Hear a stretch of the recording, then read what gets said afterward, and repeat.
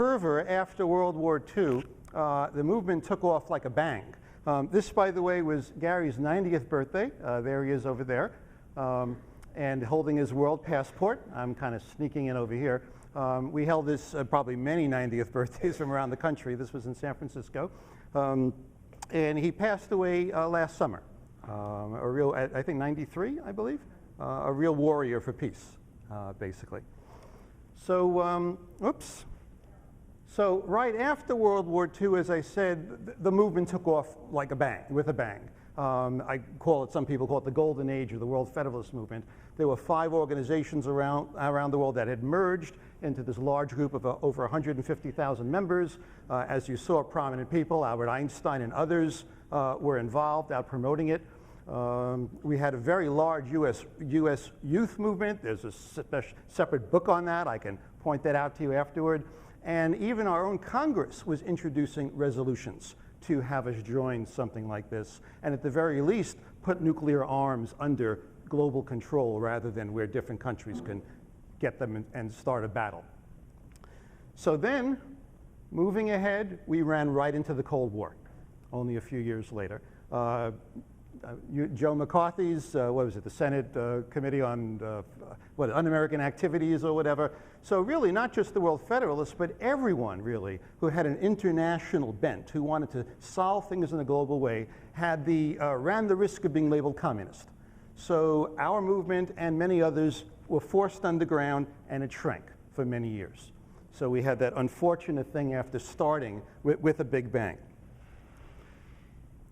However, fast forward a few more years, we're past the Cold War, and people who are still involved with the movement or who know of it realize that rather than this being just about ending war, there's the whole host of global problems that we talked about at the beginning, and that kind of world parliamentary structure can address all of them, and in a more effective way than the separate kinds of things we're doing currently.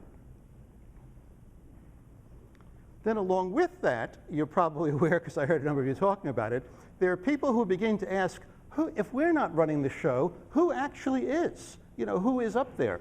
And as I said, there are several groups looking at this. One of them, kind of the most visible recently, is the Occupy movement. And what they have pointed out, not the first ones, but what they have pointed out is once upon a time, you know, the governments were here and corporations were here. And, you know, governments rather would bring the corporations into existence, regulate them to make sure that they were good actors, and if they weren't, they would pull their charter and they would have what they call the corporate death penalty. They would go out of existence. But right now, the tables have turned and the corporations are here. So rather than being regular, if you look above, there's no one up there. So they can pollute in this country, mow down the forest in this, child labor in here, you know, extract minerals and leave the place filthy. You know, I mean, there's not a lot over them, okay? So we see that there are 2 ways out of this. One way is you can try to put the genie back in the bottle, but I don't think that's going to happen, okay? The other way out of it is you take we the people and put us here, okay? And get things back in balance, that we're in charge. So that's one critique that's come out of the Occupy movement. Another group are the Swiss.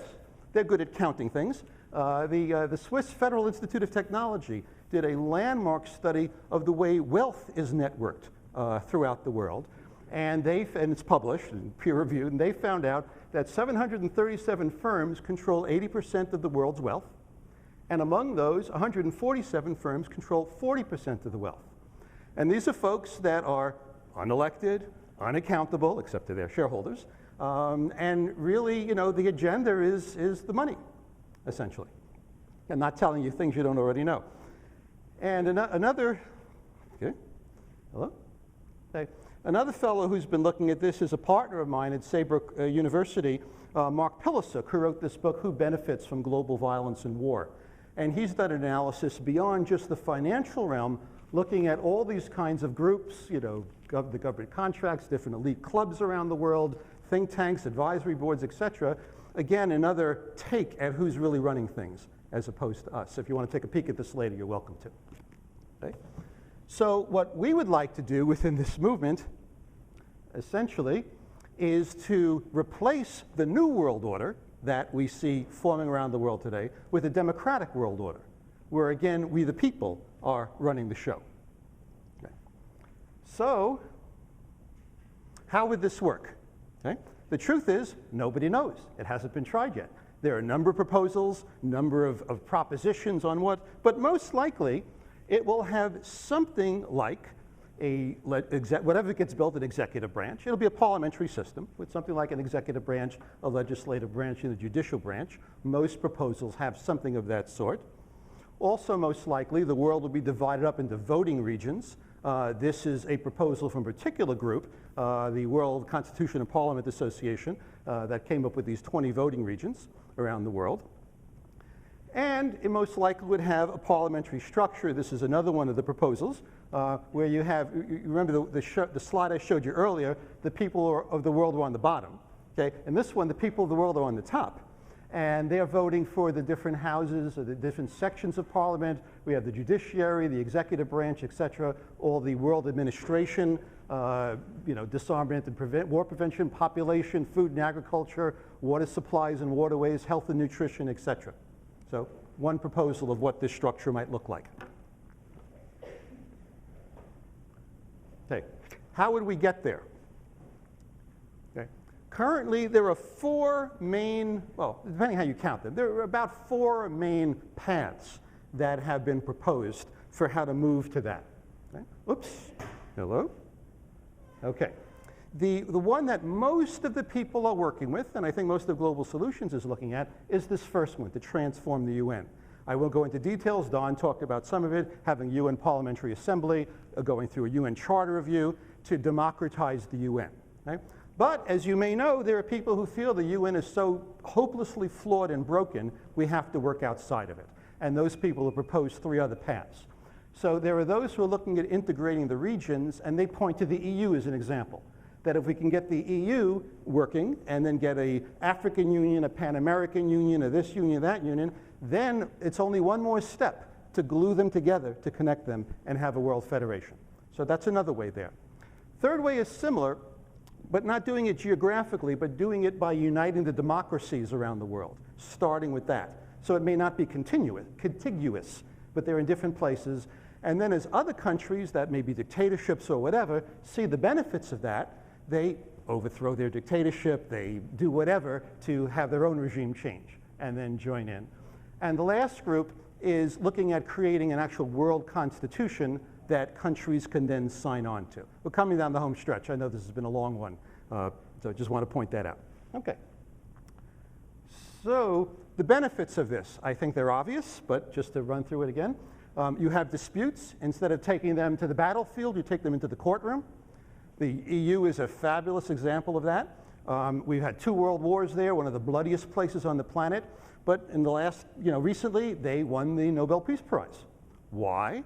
Because if France and Germany are having a dispute, instead of going to war, they go to court. We've got those structures. We don't need to go to the battlefield anymore. Okay? If the US alone were to take their discretionary money and put it to solving real human needs instead of blowing things up, we could have breakthroughs in virtually every area of our economy overnight, or maybe over a few nights. Okay? As far as the environment is concerned, okay? Rather than mowing down the rainforest and destroying the lungs of the world, polluting the oceans, and putting on one more coal plant a month, and by the way, that air doesn't stay in China, okay? We could have something akin to a global EPA that makes sure these things stay in balance and nothing ends up killing the planet, basically. Okay? Oh, and economic stability, rather than having austerity riots in many nations around the country, instead we have a situation where democratically we're involved. And we have a say in the global monetary system, not just the elites. Okay? Human rights, as opposed to having human rights suppressed, we have something like the Universal Declaration of Human Rights, which Eleanor Roosevelt is holding up there, but instead it's enforceable. It has teeth. Okay?